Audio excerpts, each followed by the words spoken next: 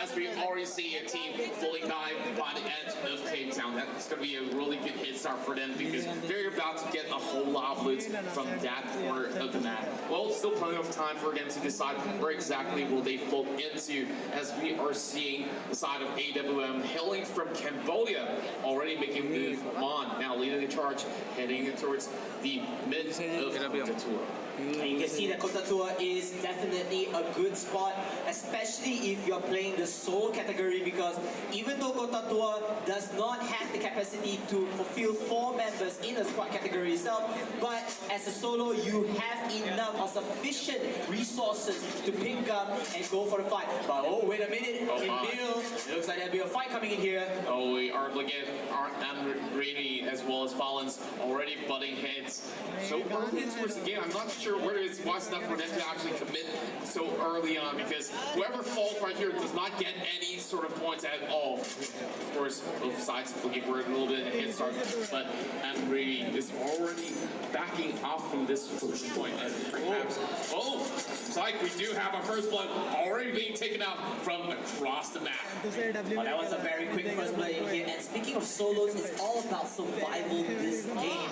Of course, some teams or some players will tend to be a bit more aggressive. They want to stack up the kills because every kill is 5 points, which would extend the lead of the leaderboards if they want to chase for that Booyah title. But of course, you will have to take note onto survival aspects. You need to be the last man standing, or at the very least in top position to get those points and able to catapult you into the top leaderboard standings. Now we can see that one of our players here picking up the UMP Gauger skin. This is the latest skin for the UMP. Adds a little bit more damage in here while reducing in terms of range, and a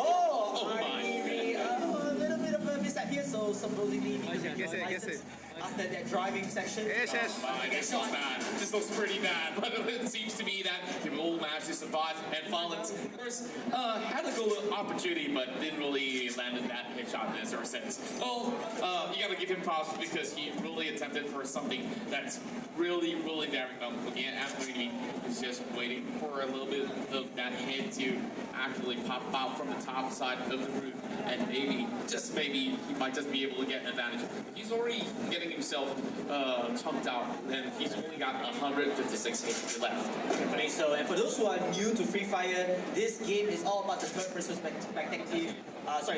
perspective, where you will have a 360 advantage. So you can actually use those corners, use those tight spots to have the perfect angle for advantages in terms of information and intel of your opponents. So you can see that Lance here, he's just looking at the bottom, looking for any bits and pieces of his opponent to be able to find out about his next location or the opponent's next location here. But of course, there is the opportunity here to go for the shot, and he's going to carry out the M60, a very devastating heavy machine gun using assault rifle bullets.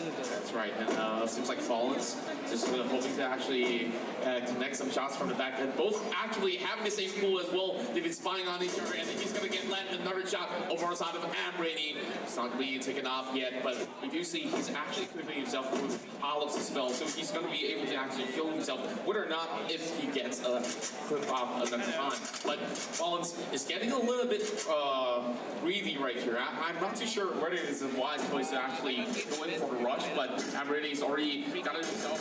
Pick it up, and this will be 1 kill in the bag, as we see SES Amrani taking 1 kill. And Fallons has become the king of the meal with that kill as he proceeds to the next round of this round 1 Bermuda. Now we're going to move on to a different perspective right here. We have Amin Anis going up against one member of AWM from Cambodia, if I'm not mistaken. That's right, and of course Bangla United, we've already seen them having some great morale heading into the stage, and it looks to me that he might just be able to actually catch him off guard, and the member of AWM might just be taken down right now, but Amin is just getting himself into a better position for that sort of fight. A little bit more heat vision, but I'm not too sure. They heard each other's footsteps, so AWM might just be ready for now. Yeah, definitely so. He has the MP40, a very close quarter battle combat weapon, able to strike down your opponents instantly. But you have to take note onto this particular position. Will he want to play as close as possible, or wait for the right opportunity where his opponent will jump out from the house and will reveal himself protection and able to get the kill quickly. Well, Inktheblum, of course, gives him the option to actually fall back towards the other side of the corners. But now, this is going to be a little bit of that pixel popping out for top Aminanis. Same goes, but that's going to be one grenade. They pop and lob into the window, and oh my, he's being blinded. And whoa! Straight towards Sabina as Aminanis secures one more in hand. And what a Kobe move coming in with the splash of grenades and able to secure the kill.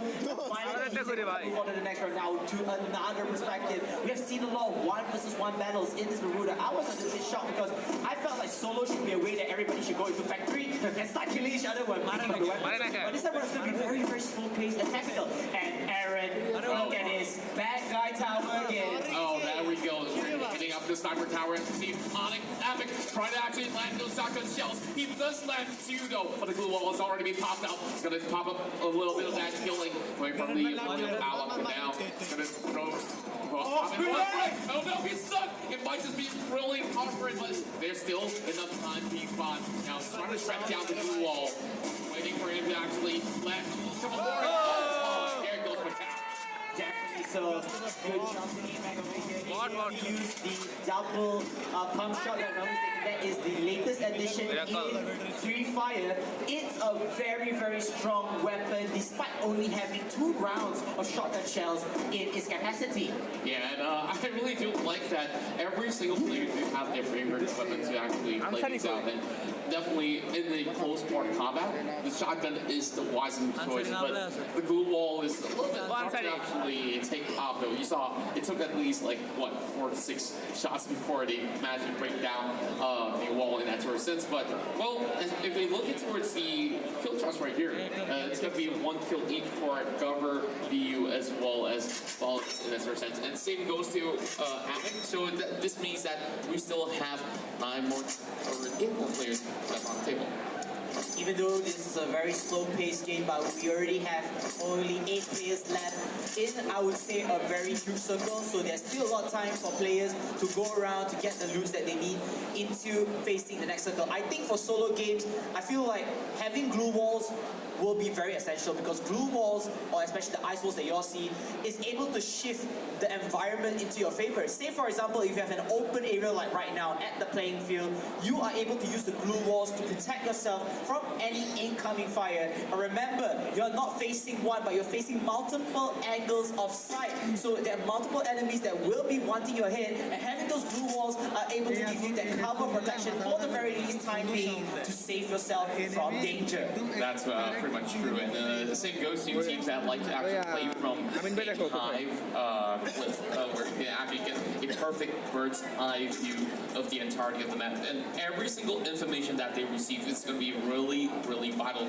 And first, we have Aero from FTC playing pretty well. But recently, we've seen him play in, I believe, as well, and that definitely is a spectacular fit where we saw Ariel being one of the best players of his old squad, and it's great to see him again playing in this whole scenario where, of course, this is, it might seem as if it's really slow in that sort of sense, but if you are them right now holding those phones, I'm pretty sure they might just be shaking because you don't know when the enemies are about to attack, and sometimes they're just hiding behind trees or some sort of compound that you cannot afford to face check. And if you do face check, then sad to say, you might just drop out way too early. Yeah, in addition to what you said earlier onwards, it's all about the survival. They want to get the booyah, which worth 75 points.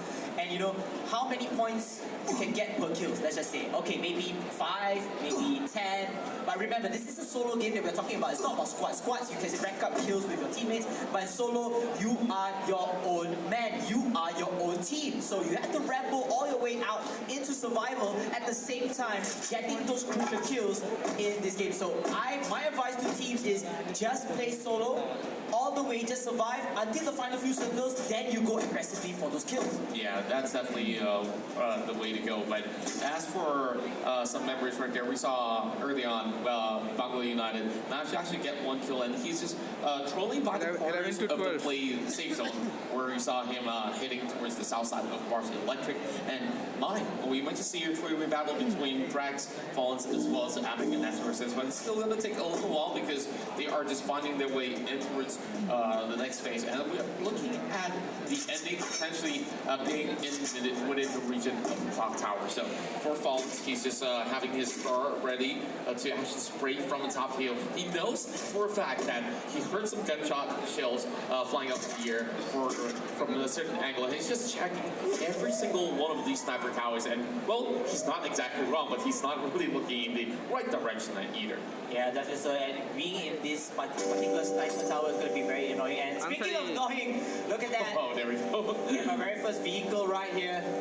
Same like those solo ranks, Contra. Same like those solo ranks. Yeah. Just driving around, create annoyance, making sure that when the time comes, the person can actually leave the vehicle and go in for the pound. Because for those who don't know, the vehicle will not give you any physical damage if you leave the vehicle instantly. Yeah, and I do believe that it's actually pretty wise of Drax, because he knows for a fact that every one of these players will play a little bit more passively, so they don't really want to actually shoot back at him. And if he does get shot, then he knows where the direction of the shot comes from, and maybe they can just commit to that fight. And speaking of which, we're already seeing Drax now eyeing a little bit of that elevation as compared to where he used to be at, and he just had a hunch in his heart to know for a fact that there is somebody just below that hill. It's all about the waiting game right here, but they will have to fight through into the safe zone. The few more circles of the danger zone is going to be very, very painful. It's going to become most of the players' lifeline if they are not careful, or if they do not have those health stamps within their reach.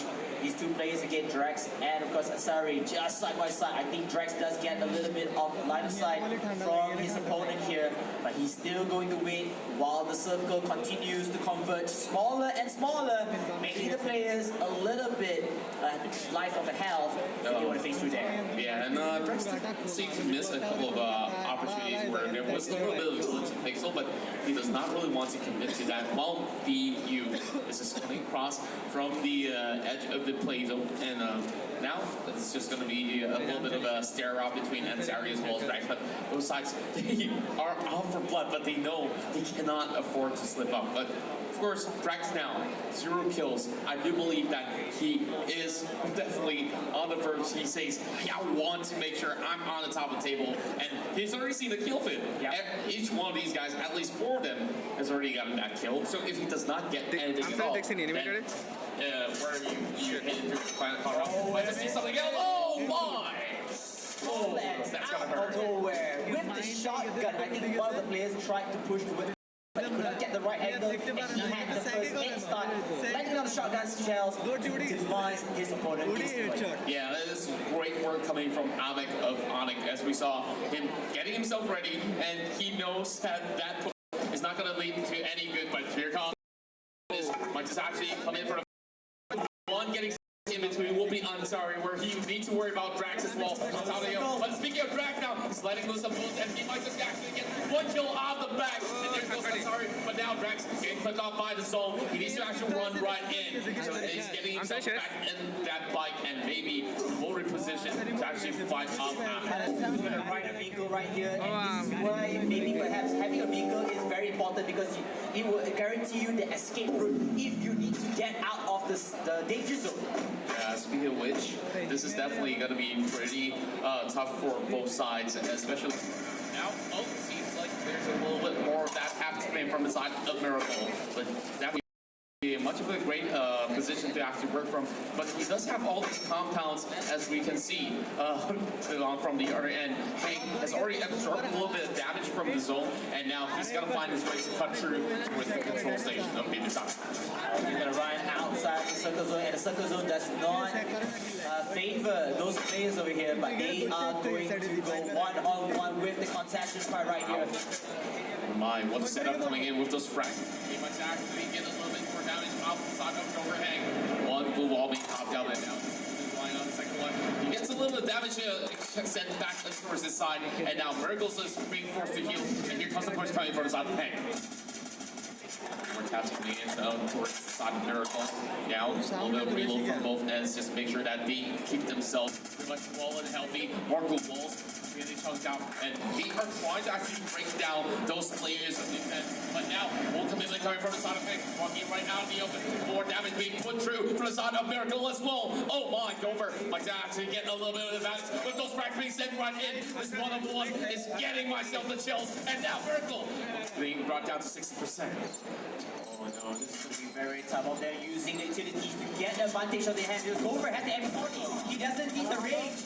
He needs to be careful of the safe zone right here. He's going to try for it, and yes, he is going to get eliminated. Oh no! But it's going to be a dog world fiesta here, ladies and gentlemen, as only 3 more members left alive. Lance getting the kill and running into cover for the next circle. He just third-partied his way through, and he did not need to fully commit to that. What a smart move coming in from Fallens, and now he is the kill leader right now. Now, Rex, of course, already getting himself up and ready, and there's only going to be 3 of these players left alive. This is your top 3, ladies and gentlemen, and we will see a booyah coming our way real soon. Well, Ariel, although he might not get all too much of those kills, he still have a chance to snatch away a total of 75 points if he does survive. And if you want to actually get that booyah, you will have at least 1 kill in the back. Yeah, definitely so. Again, booyah is all very important in this current meta. Whoever is able to survive, get that 175 points boost for their own self, and definitely able to separate themselves apart from the competition. But it's now, this is a Mexican standoff. 1 versus 1 versus 1. Drax, Ariel, and Fallens continue on with the shots over there, with the Scar L. We'll let a little bit of ding on Arrow, but Arrow is still alive, still standing strong here. Oh, seems like a Lance might just actually know what's up, and he's going to be going head-to-head against Arrow, but he's being sandwiched in between. This is going to be a really sticky situation for Fallens. Oh, one bad thing coming out, but Arrows gets sniped from downtown and falls down. The kill leader of the pack is having 4 kills already, and now it's down to Drax up the lane to actually fight back. Well, the already has popped out, and it's rolling down to the wire right now. Drax putting enough pressure, but that's going to be a second layer coming through. He has the advantage. He is on right here. 4 kills on the road, but he does not have the zone in his favor. He needs to run away quickly, using the glue wall to his advantage, but he's able to like some shots. This is it, Contra. This is it. Oh, here comes triple layer of the glue wall coming in. Fallens coming in through the back. Oh, a merry-go-round, and here comes the shotgun shell. One more ball being brought up as well. Oh, he will be able to secure 5 kills in the back, as well as the very first booyah for today from AxiataGameHero. What a play by Fallens here, going in aggressively with 5 total kills. But most importantly, he is the last man standing for our round 1 in Bermuda. What a play over there. I can tell you, this fella, this player here, he has been playing so aggressively, not only smartly, pinning down opponents which are already weakened from their previous fight, but at the